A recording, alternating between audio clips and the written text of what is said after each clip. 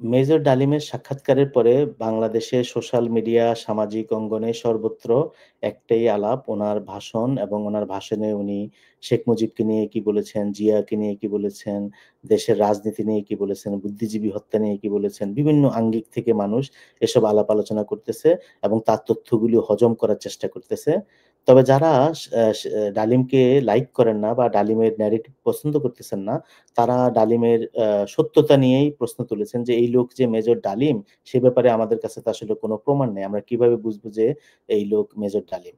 তো সেটা আসলে খুবই রিয়াল কোয়েশ্চেন, ভ্যালিড কোয়েশ্চেন। বিশেষ করে একটা লোক যখন অনেক বছর আপনার দেখা গেল পাবলিক ফেস এ থাকে না, পাবলিক এরিনাতে থাকে না, সেই লোকটা যখন হঠাৎ করে এসে বলে যে, "আমিই সেই লোক", তখন অবশ্যই আপনাকে সন্দেহ করতে হবে এবং জানতে হবে। আমাদের বাংলাদেশে যে ভাওয়াল রাজার উপাখ্যান আছে, সেখানে দেখা গেল যে ভাওয়াল রাজা অনেক বছর পরে ফিরে আসে। তো সেই কাহিনী থেকে আমরা অবশ্যই দেখব যে আমাদের আ ডালিম, মেজর ডালিম কি ভাওয়াল রাজার মতো রিয়াল কিনা।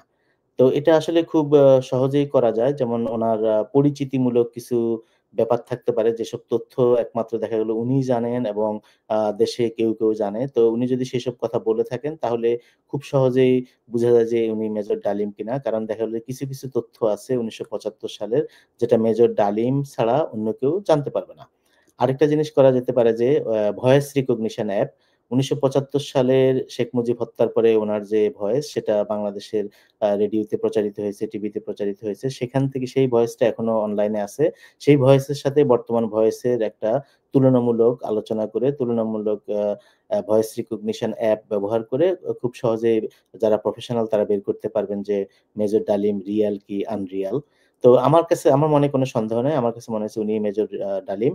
উনার যে ব্যাপারটা আমি আসলে আজকে আলোচনা করতে চাই, সেটা হলো যে উনি অনেকগুলি ডিসরাপটিভ কথাবার্তা ছড়িয়েছেন, এক্সপ্লোসিভ তথ্য ছড়িয়েছেন।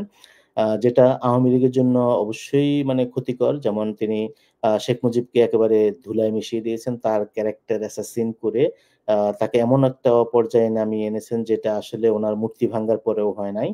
তো এটা একটা ব্যাপার। আরেকটা হলো যে আওয়ামী লীগের চেয়ে সবচেয়ে বেশি ক্ষতি হয়েছে আমার মনে হয় বিএনপির। বিশেষ করে বিএনপির জিয়াউর রহমানের দিকে উনি আ বিভিন্ন পয়েন্টে আ তীর নির্দেশ করেছেন যে উনি শেখ মুজিবের হত্যার সাথে জড়িত থাকতে পারেন এবং দেখা গেল মাস্টার মাইন্ড ও হতে পারেন।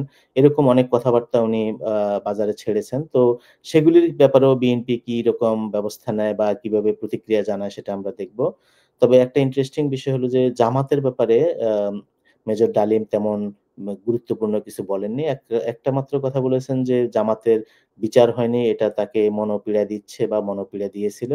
তো ওভারঅল আমার মনে হয় যে ডালিম সাহেব এখন এসে যে কথাগুলি বলেছেন, এতে মানুষের মধ্যে বিভিন্ন ধরনের প্রতিক্রিয়া হচ্ছে। বিশেষ করে আ তিনি অনেকগুলি ট্যাবু ভেঙে দিয়েছেন যে বাংলাদেশে শেখ মুজিবের ফ্যামিলিকে নিয়ে কথা বলা যেত না। সেটা ছিল ব্লাসফেমি, এবং দেখা গেল যে মুক্তিযুদ্ধের আ নিহতের সংখ্যা নিয়েও কোনো কথা বলা যেত না।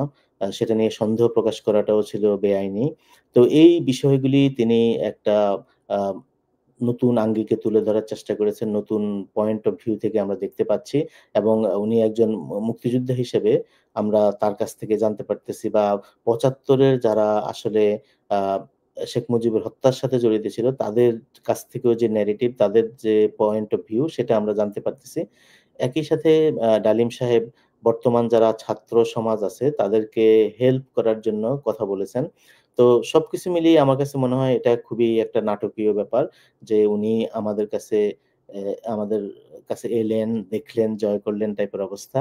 সবাইকে এভাবে একেবারে আ নাস্তানাবুদ করে দিয়েছেন বিভিন্ন রকমের তথ্যের বোমা ছেড়ে। তো এটা আ ইলিয়াস যেটা করেছেন, ইলিয়াস সেটা আসলে আমি মনে করি যে ঠিকই করেছেন যে ডালিম সাহেব যদি আসতে চান, তিনি তাকে এনে উপস্থিত করেছেন এবং এটা একটা বড় ধরনের ঘটনা ঘটেছে আমাদের ইতিহাসে। মানুষ অনেক ধরনের তথ্য পেয়েছে আ এবং বড় ধরনের একটা চেঞ্জ হয়ে যাচ্ছে আসলে ভিতরে।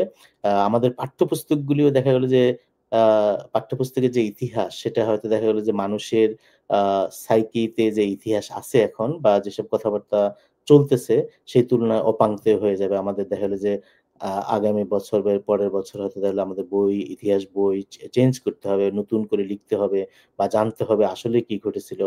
এই যে বাংলাদেশের জন্মের মুহূর্ত থেকে শুরু করে ৭৫ সাল বা ৮০ সাল পর্যন্ত যে অ্যা মান স ক্ষমতার পালাবদল এবং যে এই মানে ইতিহাসের কানাগলিতে যেসব তথ্য আছে যেগুলি আমাদেরকে জানানো হয়নি কখনো, সেই জিনিসগুলি আবার ফিরে আসতেছে।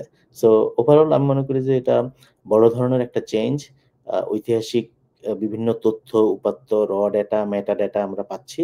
তো এই জিনিসগুলিকে সাজিয়ে ইতিহাসের একটা অবজেক্টিভ ন্যারেটিভ আমরা তৈরি করতে হবে এবং বিভিন্ন পয়েন্ট অফ ভিউ থেকে আমরা ইতিহাসকে নির্মোহভাবে এনালাইসিস করতে পারবো।